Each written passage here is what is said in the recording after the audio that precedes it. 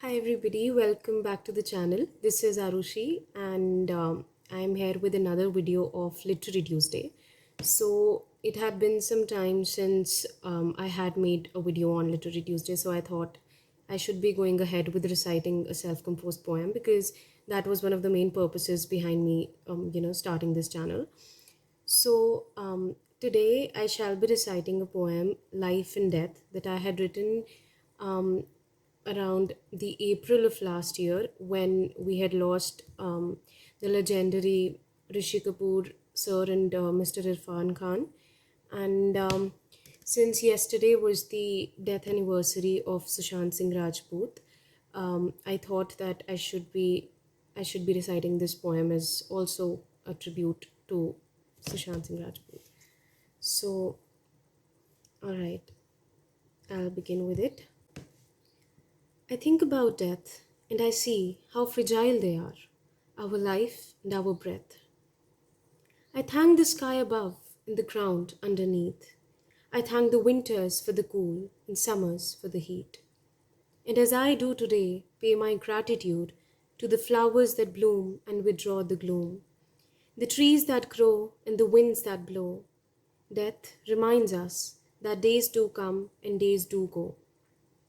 What accompanies them is always a chance to not sit back and choose to dance. Go with the latter, for on your deathbed, that's all that's gonna matter. I don't ask you to not cry if your dreams get shattered or broken your heart. But after you let it all out, make sure you fix them again, piece by piece, part by part. Live big, even if not long.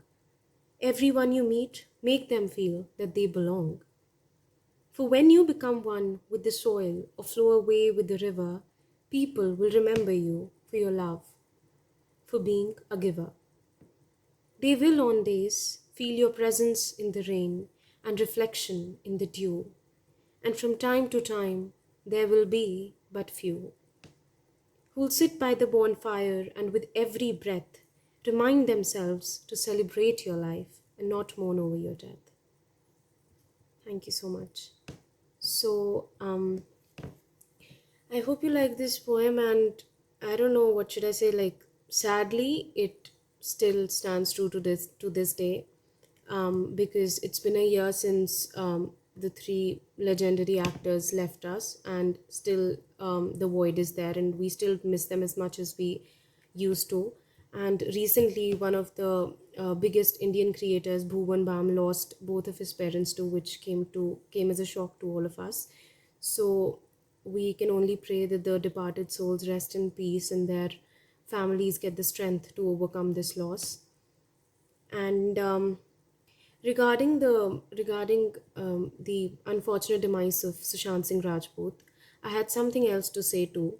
Um, I feel like when in near the June of 2020 when he died on 14th June. So we were all, of course, taken back by shock. And then there were a series of things that happened which are quite disturbing if you think today when you look back, because the legend of the actor wasn't celebrated as much as there was a media circus around it, and everybody tried to benefit, everybody tried to mint coins out of somebody's demise. And that is something I feel is wrong, and I feel that very strongly.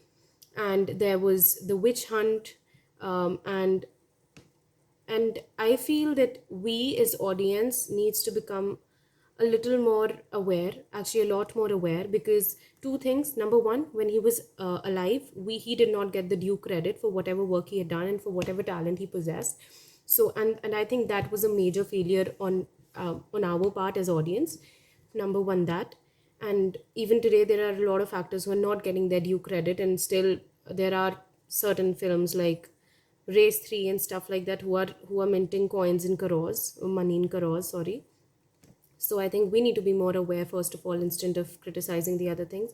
And number two is audience, again, as the consumers of news, we need to become a little more, again, aware, a little more sensitive about what we are doing, because a lot of people were taken into trap um, in this whole scenario. And we got to understand there is a book by the name of So You Were Publicly Shamed. So You Were Publicly Shamed. I don't remember the name of the author now, but I had started listening to its audiobook on Spotify. I don't have the hard copy.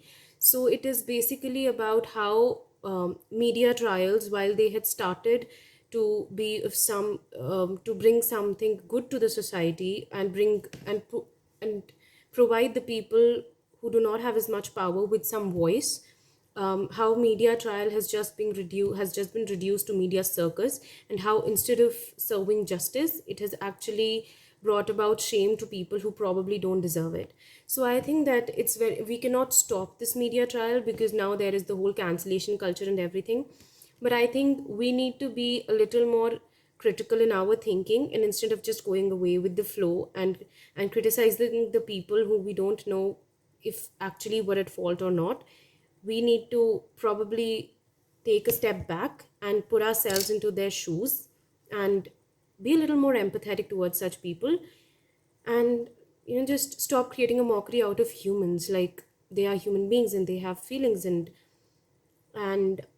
when they are publicly shamed, I don't think there's anything worse than that.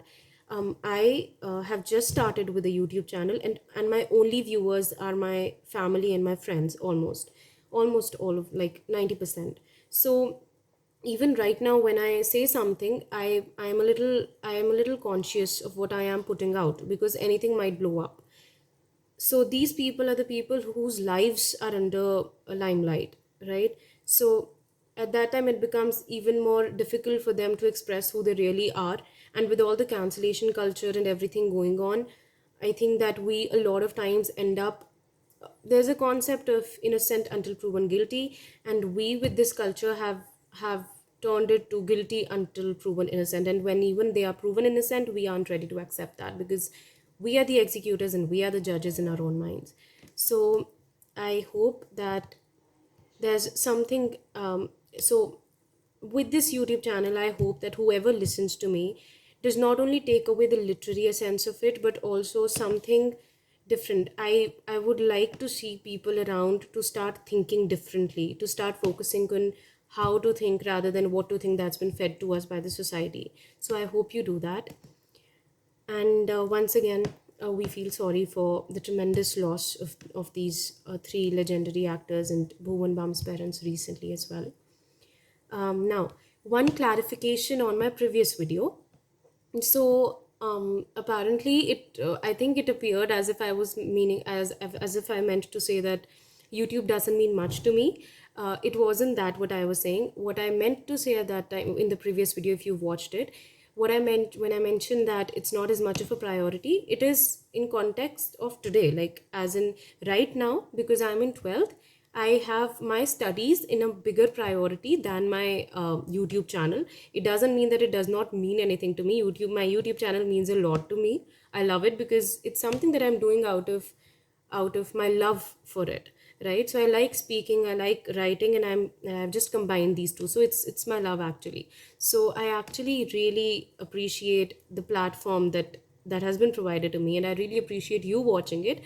It didn't mean anything of that kind.